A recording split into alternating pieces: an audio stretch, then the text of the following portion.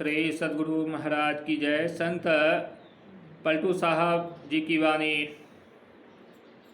कोटि है विष्णु जहाँ कोटि शिव खरे हैं, कोटि ब्रह्मा तहाँ कथय बानी, कोटि देवी जहाँ खरी हैं चेरियाँ, कोटि फन सहस न मरम जानी, कोटि आकाश पाताल फिर कोटि है, कोटि ब्रह्मांड सो कोटि ज्ञानी, दास पलटू कहे बड़े दरबार में, इंद्र है कोटि तहाँ भरे पानी, तहाँ भरे पानी। श्री सद्गुरु महाराज की जय। स्वामी विवेकानंद जी महाराज की वाणी। हे नचिकेता, यह आत्मदर्शन, यह तत्व ज्ञान बहुत ही कठिन विषय है। यह मार्ग बहुत विस्तृत है। निर्दिष्ट स्थान तक पहुंचना कोई आसान काम नहीं। जिन्हें बहुत ही सूक्ष्म दृष्टि मिली है, केवल वे ही उसका दर्शन कर पाते हैं, वे ही उसको समझते हैं। परंतु इसमें निराश होने की बात नहीं है। उठो, जागो और कर्म निरत हो। जब तक लक्ष्य पर न पहुंच सको, अपने उद्योग में शिथिलता मत आने दो। तत्ववेत्ताओं का मत है कि यह मार्ग इतना कठिन है कि इस पर चलना छुरे की धार पर चलने के समान है।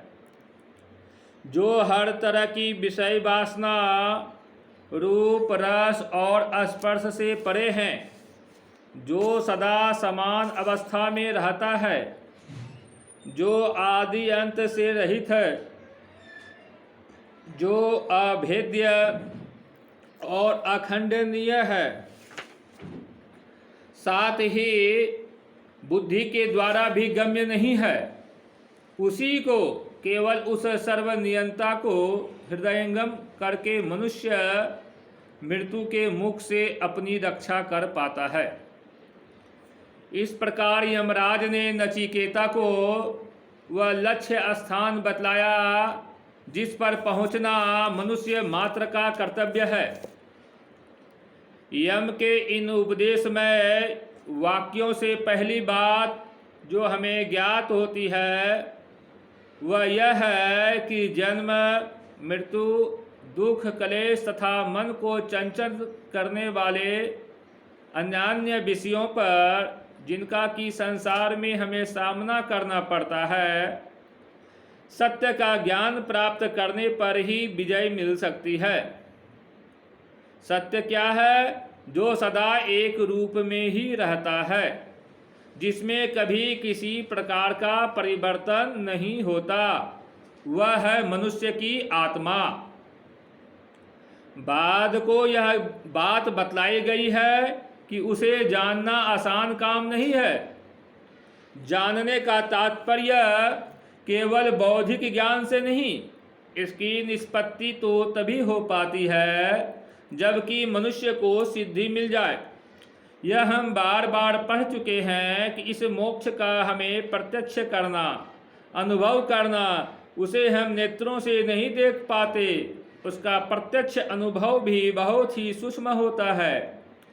जिसके द्वारा दीवार तथा पुस्तकें आदि दृष्टिगोचर होती है वह तो स्थूल है, परंतु वह प्रत्यक्ष जिसके द्वारा सत्य की अनुभूति होती है उसे बहुत सूक्ष्म होना चाहिए, और वही इस ज्ञान का सारा रहस्य है।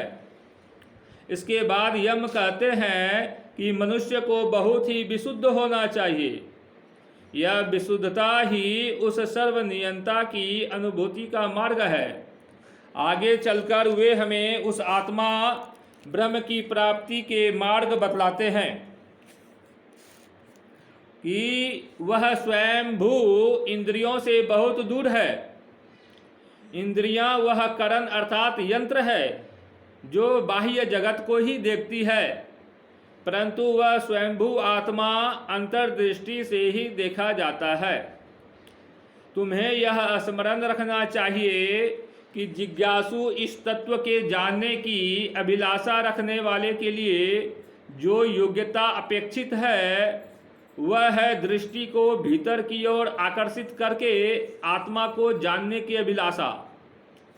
इस प्रकृति में हम जिन मनोहर वस्तुओं को देखते हैं वे बहुत ही सुंदर है, परंतु उनकी ओर अवलोकन करना ईश्वर के दर्शन का मार्ग नहीं है। हमें यह सीखना चाहिए कि हम अपनी दृष्टि को किस प्रकार अंतर्मुखी कर सकते हैं। नेत्रों की बाह्य जगत को देखने की अभिलाषा को निवृत्त कर देना चाहिए। जब आप किसी ऐसी सड़क पर जिस पर की भीड़ भाड़ अधिक होती है चलते हैं तो आपको अपने साथी की बातचीत सुनने में बड़ी कठिनाई पड़ती है। बात यह है कि उस सड़क पर जो इक्के गाड़ियां चलती है उनकी घरघराहट से वहां बड़ा कोलाहल मच जाता है। वहां इतना कोलाहल होता है कि आपका साथी भी आपकी बातें नहीं सुन पाता। बात यह है कि आपका मन दूर की बातों में लग जाता है और आप अपने पास के आदमी की बात नहीं सुन पाते। ठीक इसी प्रकार हमारे आसपास जो संसार परिव्याप्त है वह इतना कोलाहल करता है कि मन को बाहर की ओर खींच ले जाता है। तब भला हम आत्मा को कैसे देख सके? वह तो अंतर्दृष्टि से परिदर्शित होता है। उसकी बाहर जाने की प्रवृत्ति रोक दी जानी चाहिए। नेत्रों को अभ्यंतर की ओर फेरने का यही तात्पर्य है। उनकी बहिर्भूत होने की प्रवृत्ति जब जाती रहेगी तब उनमें केवल उस सर्वनियंता की ही महिमा परिलक्षित हो सकेगी। आत्मा क्या है हम यह पढ़ चुके हैं कि यह बुद्धि से भी परे है। साथ ही यह भी पढ़ चुके हैं कि यह आत्मा शाश्वत और सर्वव्यापी जीव है।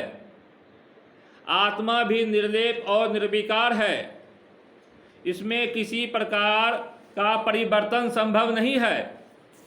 इस प्रकार विभु सर्वव्यापी जीव केवल एक ही हो सकता है।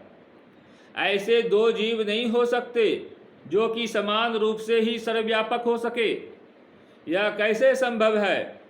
इस तरह की दो सत्ताएं नहीं हो सकती जो अनंत हो। इस बात से यह परिणाम निकलता है कि वास्तव में एक ही आत्मा है और हम आप तथा समस्त विश्व एक होते हुए भी अनेक रूपों में परिलक्षित होते हैं।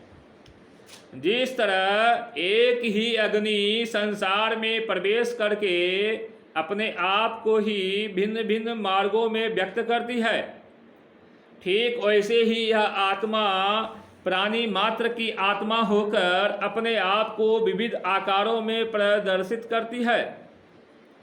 अब यह प्रश्न उदय होता है कि यदि यह आत्मा निर्दोष और विशुद्ध है और समस्त विश्व की एकमात्र सत्ता है तो इसके किसी पापी और दुराचारी या धर्मिष्ठ और सदाचारी शरीर में प्रवेश करने पर इसकी क्या गति होती है?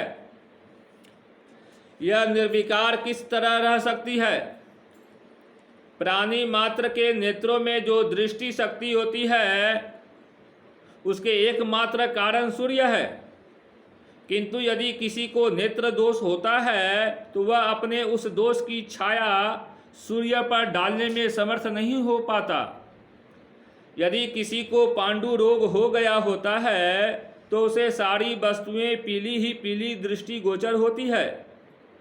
उस व्यक्ति की भी दृष्टि शक्ति के कारण सूर्य ही है, किंतु उसके नेत्रों में हर एक वस्तु को पीली देखने का जो गुण है वह सूर्य को तो नहीं स्पर्श कर पाता। इसी तरह यह एकमात्र जीवात्मा प्रत्येक प्राणी के शरीर में व्यापक होकर भी बाहर की पवित्रता या अपवित्रता के संस्पर्श से बचा रहता है। इस क्षणभंगुर संसार में जो उस सनातन को जानता है, इस अचेतन जगत में जो उस एक चेतन को समझता है, इस बहुतत्वमय ब्रह्मांड में जो उस एक रूप को जानता है और उसे अपने अंतःकरण में देखता है, वही उस चिरंतन परमानंद का अधिकारी होता है, दूसरा नहीं। जहाँ सूर्य नहीं प्रकाशित होते, चंद्रमा, तारागण तथा विद्युत की भी प्रभा नहीं दिखाई पड़ती, फिर भला अग्नि शिखा का पूछना ही क्या। उसके प्रकाशमान होने पर सभी वस्तुएं प्रकाशमान होती है। जब मनुष्य के हृदय को क्लेश देने वाली सभी अभिलाषाओं का अंत हो जाता है, तब जरा मरणशील प्राणी अमर हो जाता है। उस दशा में ही उसे ब्रह्म की प्राप्ति होती है। जब हृदय के सारे कल्मश विलीन हो जाते हैं, जब उसकी सारी ग्रंथियां विनष्ट हो जाती है, केवल तभी यह जरा मरणशील मानव अमर हो पाता है। यही उसके अमर होने, मुक्त होने का मार्ग है। इस विषय का अध्ययन हमें फलदायक हो, इस विषय का चिंतन हमारे लिए फलदायक हो, यह हमारा भजन हो, यह हमारे शरीर का बल हो। हम एक दूसरे को घृणा की दृष्टि से न देखें, सब लोग शांतिपूर्वक निवास करें। मोक्ष का मार्ग। भारतीय अनुवाद, प्रकाशक आदर्श ग्रंथमाला, दारागंज, प्रयाग। श्री सद्गुरु महाराज की जय।